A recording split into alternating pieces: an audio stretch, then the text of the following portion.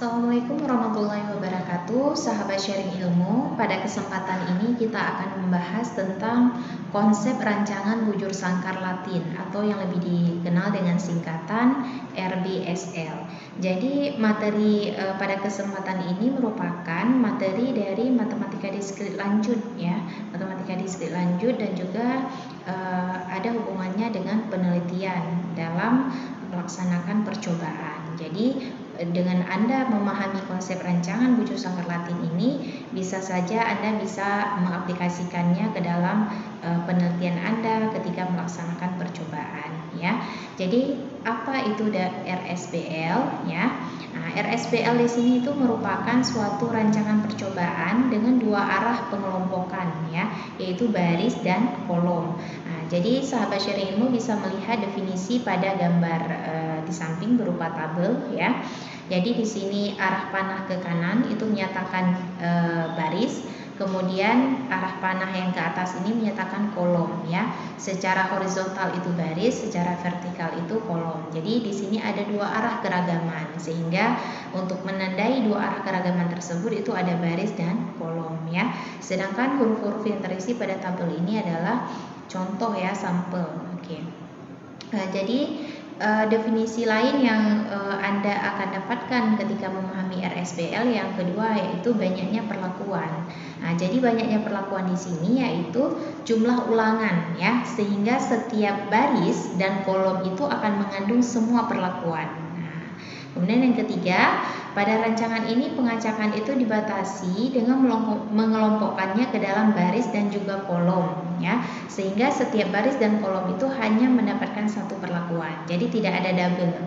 Kalau posisi B di baris pertama kolom pertama, maka baris kedua kolom pertama itu bukan B ya, tetapi A. Jadi tidak ada yang sama baik baris maupun kolom. Jadi makanya dikatakan setiap baris dan kolom itu hanya akan mendapatkan satu perlakuan saja. Oke, baik sahabat sharing ilmu, untuk mempelajari ini kita perlu tahu ya keuntungan dari rancangan bujur sangkar Latin. Jadi konsep ini dia di samping ada kelebihan dan ada juga kekurangannya ya. Kelebihannya apa saja? Yang pertama, mengurangi keragaman galat melalui penggunaan dua buah pengelompokan. Kemudian pengaruh perlakuan dapat dilakukan untuk percobaan berskala kecil. Dan yang ketiga, analisis relatif mudah ya. Dan yang keempat, baris atau kolom itu bisa juga digunakan untuk meningkatkan cakupan dalam pengambilan sebuah kesimpulan ya. Nah, adapun kelemahan dari RSBL ini, banyaknya baris, kolom dan perlakuan itu harus sama, sehingga semakin banyak perlakuan, maka satuan percobaan yang diperlukan juga semakin banyak. Itu kelemahannya ya. Jadi dia harus sama antara banyaknya baris dengan banyaknya kolom gitu. Kemudian yang kedua, apabila banyaknya kelompok bertambah besar, maka galat percobaan, persatuan percobaan juga cenderung meningkat ya. Jadi grafiknya itu grafik naik ya. Jadi kalau kelompoknya bertambah besar, maka juga galat atau error ya, kalau di numerik galat itu berarti kan ada kesalahan ya, kesalahan atau error. Nah, jadi seberapa besar galatnya itu tergantung dari sebuah percobaan. Nah, jadi dalam hal ini ketika banyaknya kelompok bertambah besar, maka galat itu juga semakin cenderung meningkat. Nah, itu kelemahan yang kedua. Kelemahan yang ketiga, asumsi modelnya itu sangat mengikat, yaitu bahwa tidak ada interaksi antara sembarang dua atau semua kriteria, yaitu baris, kolom, dan perlakuan. Yang keempat, pengacakan yang diperlukan itu sedikit lebih rumit daripada pengacakan rancangan sebelumnya. Kemudian derajat bebas galatnya itu lebih kecil dibandingkan dengan rancangan lain yang berukuran sama. Akan menurunkan tingkat ketelitian, terutama apabila jumlah perlakuannya berukuran kecil. Ya, ketelitiannya juga menurun kalau jumlah perlakuannya itu berukuran kecil. Ya, artinya kalau kecil yang kita perlakukan, artinya perlakuan yang diberikan datanya kecil, ya kecil juga tingkat ketelitiannya. Ya. Selanjutnya memerlukan pengetahuan atau pemahaman dasar dalam menyusun satuan percobaan yang efektif. Jadi harus benar-benar paham tentang RSBL sehingga kita bisa menyusunnya dalam sebuah percobaan dan hasilnya juga efektif. Tetapi kalau kita tidak begitu memahami dan tidak bisa ini tidak paham tentang RSBL itu, maka kita tidak bisa melaksanakan percobaan yang efektif menggunakan konsep ini ya. Kemudian selanjutnya, apabila ada data hilang meskipun jumlahnya hilangnya itu tidak terlalu banyak, maka hasil analisisnya diragukan ya, jadi nggak valid karena perlakuannya itu menjadi tidak seimbang. Jadi harus betul-betul datanya harus ada, tidak boleh hilang ya. Nah, itu kita bisa menggunakan RSBL. Jadi itu kelemahannya. Kemudian bentuk dari rancangan RSBL ini sahabat sharing ilmu bisa melihat ada perlakuan 2x2, artinya ada perlakuan 2, banyaknya perlakuan ada 2, ada 4, ada 3, dan ini dibuat dalam bentuk matriks ya, 2x2, 4x4, dan 3x3. Dan ini isi dalam tabel ini berbeda perlakuannya ya, setiap baris dan kolom itu berbeda. Jadi bisa ada istilah-istilah dan rumus yang dipakai di sini. Yang pertama, ada banyaknya rancangan dasar yang mungkin dibentuk. Nah, jadi rumusnya itu menggunakan T dikalikan dengan T faktorial dikalikan dengan T kurang 1 faktorial, di mana T itu adalah banyaknya perlakuan. Jadi kalau kita contohkan T-nya 4, maka kita gunakan rumus tadi, T itu 4, kemudian kalikan T faktorial berarti 4 faktorial, kemudian dalam kurung T kurang 1 faktorial berarti 4 kurang 1, maka 3 faktorial. Nah, jadi sahabat sharingmu sudah pasti tahu bagaimana mencari 4 faktorial, sudah paham ya? 4 faktorial itu berarti 4 kali 3 kali 2 kali 1. Nah, jadi ini dikalikan ya, sehingga dapatlah 576 kemungkinan ya. Dengan cara yang sama, kalau kita banyak perlakuannya itu T-nya 2, maka kemungkinannya itu 4 ya. T-nya 3 36, T-nya 5 14.400, T-nya 6 518.400. Jadi semakin banyak perlakuan ya, semakin banyak kemungkinan yang kita dapatkan. Oke, baik. Jadi ini contoh untuk pemilihan rancangan dasar ya.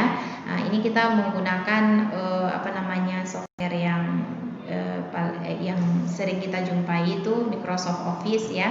Nah, itu menggunakan Excel.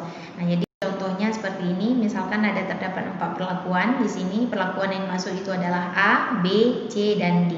Ya, jadi ada 4 perlakuan, sehingga rancangan dasar ukuran itu kita nyatakan 4 kali 4 ya, atau 4 cross 4. Jadi baris itu yang horizontal 134, kolom itu yang vertikal 134.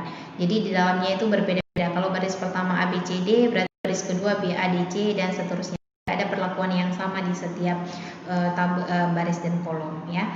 Kemudian pengacakan pada posisi baru, itulah yang tadi saya katakan, kita bisa menggunakan fungsi random pada Microsoft Excel ya.